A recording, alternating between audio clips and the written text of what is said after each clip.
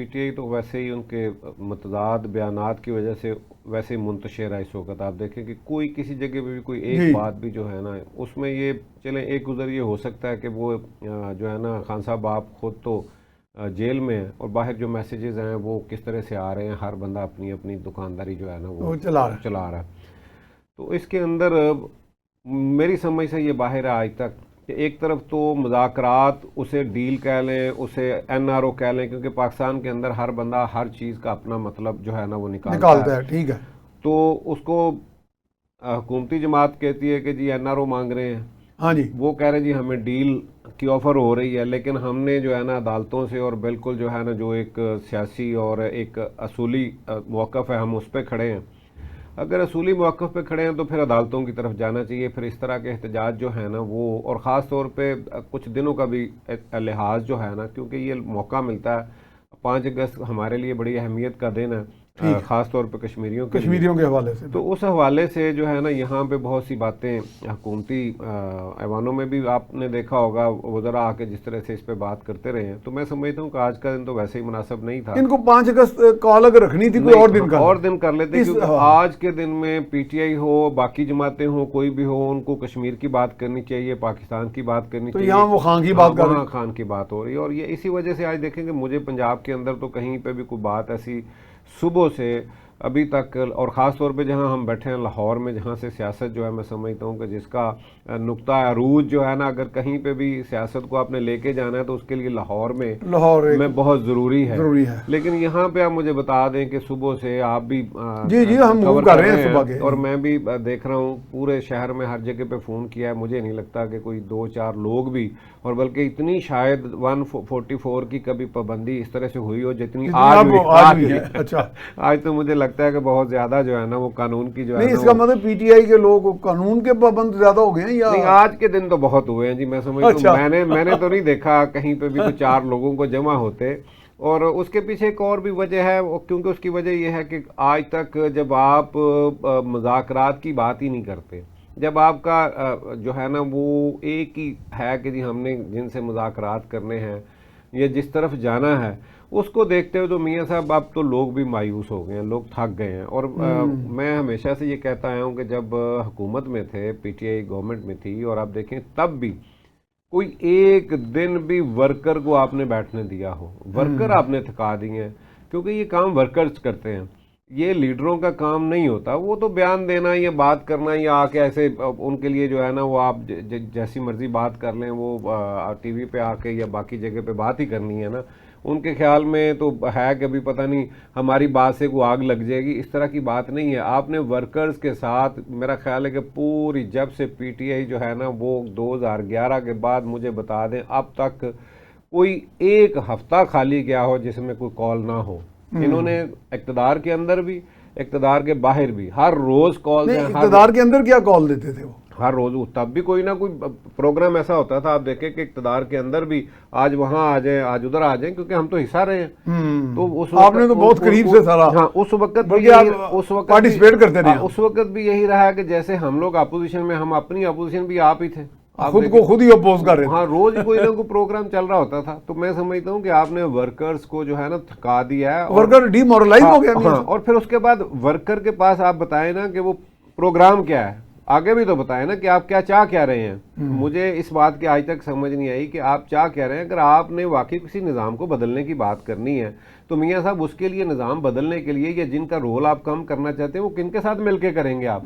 वो तो सियासतदान मिलेंगे, सियासतदान मिलेंगे, सियासतदान अगर मिल जाएंगे तो फिर आप किसी का रोल जो है ना वो कम कर सकते। और अगर आप जिनका रोल कम करने की बात कर रहे हैं, जिनके खिलाफ बात कर रहे हैं, जिनके आज फजा जिनके हक में है सारी, आज आप देखें ना कि सारी की सारी जो है ना वो बातें उनके हक में। आज आपका जो इस वक्त सुपर पावर है वो आज हर बात पे ये कम सियासत कर रहे हैं, पाकिस्तान में वो चीज़ों की बातें बता रहे हैं लोगों को जो शायद इन्होंने खुद नहीं बताई, जो आज हुकूमत नहीं बता रही, वो ट्रम्प साहब बता रहे हैं कि जनाब यहाँ से तेल भी निकला है और इंडिया को भी देंगे और ये बड़े अच्छे लोग हैं। मियां साहब आप इस पे क्या, यानी कि ये कोई ऐसे हमारा मुल्क वैसे डी फैक्टो ही चल रहा है कहीं गुज़िश्ता 6-7 दहाइयों से, तो ऐसे ही है। तो मियां साहब आज के दिन मतलब 5 अगस्त इतना अहम दिन है, बड़ी अच्छी बात की नहीं दुरुस्त, इसमें दिन का कोई इंतखाब और कर लेते दिन का बेसिकली पहले माजी में भी ऐसा होता है। इनके ना 2 साल यहाँ पूरे हो रहे हैं इमरान खान की जेल के। अच्छा ठीक है, लिहाजा उन्होंने ये दिन इसलिए चुना था, और इस दिन की अहमियत इसलिए भी थी कि आपको पता है पहले बहुत ज़्यादा शोर रहा कि इमरान साहब के बेटे आएंगे कासिम और सुलेमान और लीड करेंगे, आज 5 अगस्त के एहतजाज को लीड करेंगे या जलसे को कहीं लीड करेंगे। उसमें लिहाजा उन्होंने एक कोशिश भी की अपने तय, वो अमेरिका भी गए, वो उन्होंने सेनेटरों से भी मुलाकातें की, फिर उनको वो दोबारा लंदन गए, फिर उनको नाइकॉब का कोई कहे कि नाइकॉब वैलिड है, एक का वैलिड है, एक का नहीं वैलिड, आ सकते हैं नहीं आ सकते। तो लिहाजा इस लिहाज से पीटीआई का था कि 5 अगस्त हमारे मतलब 2 साल कंप्लीट हो रहे हैं, तो हम कह लें कि एक उनकी एनिवर्सरी या सालाना, यानी कि एक तरह हमारे पास एक ही बनता है, बयानिया बन जाएगा, बयानिया बनता है जी आज के दिन, लेकिन वो बयानिया बन नहीं सका। आपको पता है जैसे मियाँ साहब कह रहे हैं कि कहीं कोई आज 144 कहीं नजर नहीं पहले तो नजर आती थी, आज कहीं वायलेट करते थे। हाँ जी, आज कहीं नजर नहीं आ रही, आज सिर्फ और सिर्फ वायलेट हो रही पुलिस की। हर चौक में, हर जो भी कोई गुजरगा है वहां पे आपको पुलिस के बंदे नजर आएंगे, कोई ना कोई वैन, इसका मतलब पुलिस वायलेट कर रही है 144 को वायलेट, इसलिए कि वो इतने खड़े हैं कि किसी की जरूरत नहीं। और कहीं भी मोस्टली मैंने देखा था हाई कोर्ट में अक्सर कुछ ना कुछ एक जत्था निकल आता था मार रोड तक, थोड़ा सा शोर। आज वो भी मुझे अभी तक नजर नहीं आया। वो तो माशाल्लाह आपके बहादुर कम्युनिटी है ना, वो तो डरती है, वो अभी तो हमारे घर की लौंडी है, लेकिन अभी तक वो भी नजर नहीं आए। कहीं बाहर से ऐसे तरीके से कहीं आ जाए तो अलग बात है। साहब एक बड़ी डिबेट होती है, आप चूंकि आइन के भी कानून के माहिर हैं जी, एहतजाज उनका कानूनी हक है, यानी मुल्क में हमारे हक कितने को हैं वैसे? नहीं देखें, जो पुरअमन एहतजाज है, बेसिक जो हमारे ह्यूमन राइट्स हैं उनमें से 2-3 चीजें अपनी बात कहना और वो हो विद इन जो लिमिट्स और कंट्री लॉज के अंदर रहते हुए, तोड़ फोड़ ना हो, प्रोटेस्ट करना। लेकिन ये है कि यहाँ कोई भी अपनी डोमेन में नहीं रहता, जो प्रोटेस्ट पे आता वो भी अपनी डोमेन में नहीं रहता मियाँ साहब, और जो प्रोटेस्ट करने की जिन्होंने इजाज़त देनी होती है वो उसकी डोमेन पहले ही क्रॉस कर जाते हैं कि आपने ये नहीं करना।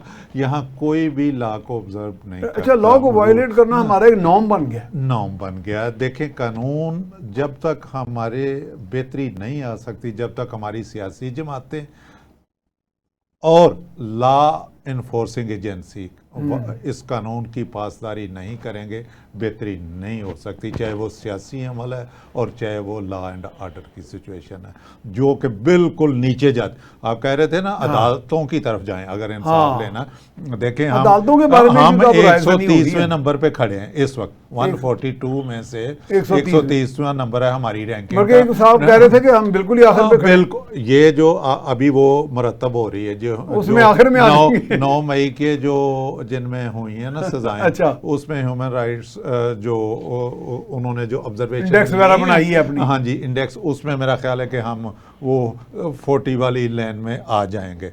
देखें ये बड़ी वीआईपी लेन है मियाँ साहब, सैफ साहब, ये बहुत हमारे मुल्क तशवीशनाक सूरत हाल है। देखें, जब कानून की हुक्मरानी नहीं रहती तो वहाँ ना गरीब का हक रहता और फिर अमीर भी एक दिन, एलीट भी उसकी ज़ात में आ जाता है। क्योंकि जब गरीब को कहीं उसका चारा नहीं चल रहा होता या कोई उसको सुलझाई कानून को हाथ में ले लेता है ना, वो उसकी मजबूरी है, उसकी रोटी के लिए या अपना हक हासिल करने के लिए उसको यकीनी तौर पे कुछ ना कुछ करना पड़ता है, जो कि फिर लॉलेसनेस जिसे क्योस कहते हैं वो फैल जाता है।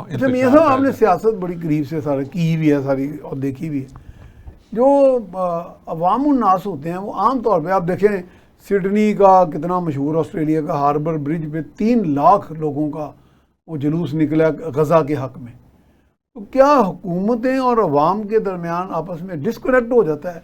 ये बड़ी जमहूरी मुमलकतें कहलाती हैं, वो तो बड़ी बाहर के यूरोप में आपने देखा कितने बड़े मिलियन मार्च जो है ना वो हुए हैं, लेकिन मसला ये है कि असल में हुक्मरानों का एजेंडा कुछ और है, अवाम कुछ वहाँ भी जमहूरी हाँ जी दावों के बावजूद असल में आज देखें ना जो निज़ाम चल रहा है, आज बदकिस्मती ये है कि गज़ा के लिए पूरी दुनिया के अंदर, और यहाँ पे एक बड़ी तकलीफ दह बात यह है कि पाकिस्तान में उस तरह से नहीं हुआ होना चाहिए था, होना चाहिए और ये वाकई तशवीश की बात है। ये सरकारी सतह पे भी होना चाहिए था, ये हमारे लोगों में भी होना अवामी चाहिए था, अवामी सतह सतह पे भी होना चाहिए, सियासी सतह पे भी। हाँ जी, हर सतह पे इसको उजागर करना, इसके लिए आवाज़ उठाना, ये हमारा कौमी, दीनी, हर तरह से इखलाकी फरीज़ा है कि हम इस पे बात करें। बस हम इसराइल को वो बुरा भला कह देते हैं, लेकिन ये काम नहीं हमने किया, काम हमने नहीं किया जो करना चाहिए। और उसमें समझता हूँ कि बाकी जगह पे, जैसे आपने अभी ऑस्ट्रेलिया की बात की, यूरोप में अब देखें, यूके में देखें,